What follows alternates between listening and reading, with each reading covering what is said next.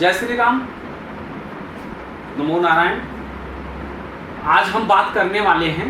बहुत सारे लोग हमारे पास जब भी कुंडली दिखाने आते हैं तो हमसे पूछते हैं कि शास्त्री जी ये बताओ कि मेरा जीवन कैसा रहेगा, कैसा कटेगा। और ख़ास तौर पे आज जो युवा पीढ़ी को देखते हुए जो लोग ज़्यादा परेशान होते हैं वो होते हैं कि मेरा बुढ़ापा कैसे कटेगा,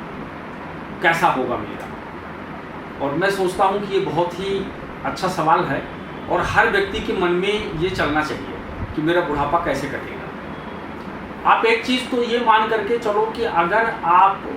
के द्वितीय भाव जो होता है ना, द्वितीय भाव में अगर अच्छे ग्रह बैठे हुए हैं, क्योंकि द्वितीय भाव जो है वो विष्णु स्थान कहा गया है, क्योंकि द्वितीय भाव से किसी भी व्यक्ति को खाना पीना, पहनना, बैंकिंग, बोलचाल, ये सारी चीज़ें, उसका कुटुंब, ये सब द्वितीय भाव से देखा जाता है। अगर द्वितीय भाव के अंदर जैसे मंगल बैठा है उसके साथ राहु बैठ गया, या मंगल बैठा उसके साथ शनि बैठ गया, या केतु बैठा उसके साथ मंगल बैठ गया, तो अगर उनकी बुढ़ापा मतलब अगर उनका बचपना देखो तो बड़ा मुसीबत में कटता है, बड़े कष्ट में कटता है। और वो बड़े कष्ट झेल करके, बहुत ज़्यादा मतलब मेहनत करके बेचारे वो अपने जीवन में कुछ पढ़ लिख करके, शिक्षित बन करके और आगे चल करके बहुत सारे लोग व्यापारी होते हैं, बहुत सारे लोग बड़े पदों पे नौकरी करते हैं। लेकिन अगर उनका लग्नेश जो लग्न भाव में अगर उनके पाप ग्रह बैठ जाएं, वो चाहे राहु बैठ गया हो, चाहे शनि बैठ गया हो, चाहे उसके अंदर मंगल बैठ गया हो, अगर ये ग्रह उनके अंदर लग्न में अगर बैठ जाते हैं तो ऐसे व्यक्ति का जो जीवन होता है ना वो बड़े प्रेशर में कटता है, बहुत प्रेशर रहता है उनके जीवन में, कि मस्तिष्क में बहुत प्रेशर रहेगा। क्योंकि जो लग्न है ना, लग्न का काल पुरुष कुंडली से वो मंगल है और एक वो हमारा क्या है, हमारा मस्तिष्क है, यानी हमारा शरीर का सर है। तो जब भी वहाँ पर ऐसे ग्रह बैठ जाएंगे तो ये तय है कि आपका जो जीवन कटेगा, जो आपके जीवन में खास तौर पे बुढ़ापा को लेकर के आपको दिक्कतें जरूर आएंगी, परेशानियां आपको जरूर झेलना पड़ेगा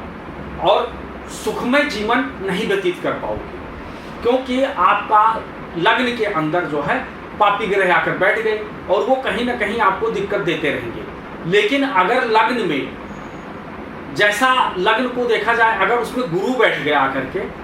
शुक्र बैठा हुआ है, या चंद्रमा बैठा हुआ है, या समझ लो बुध भी बैठा है, तब भी ऐसे में क्या होगा कि ऐसे व्यक्ति का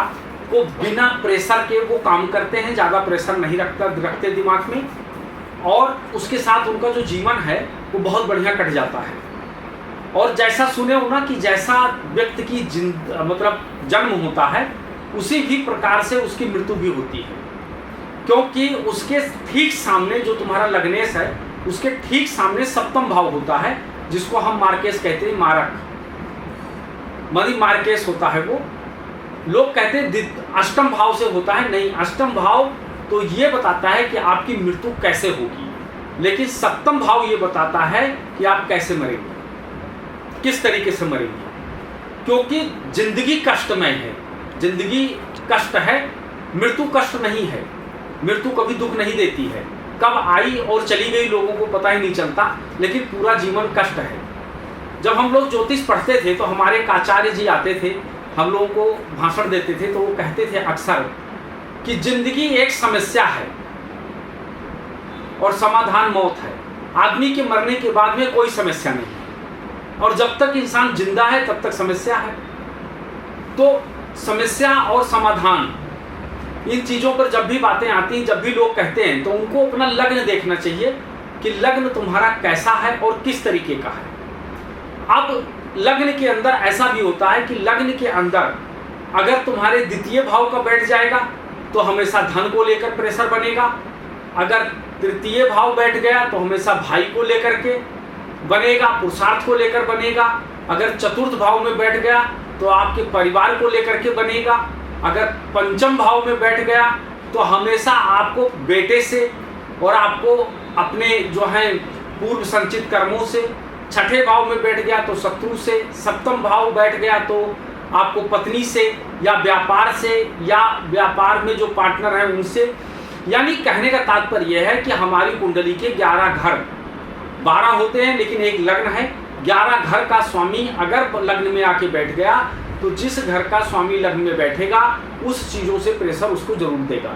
तो कभी भी आप ये पता कर सकते हैं कि आपके जीवन में आपका जीवन कैसे कटेगा,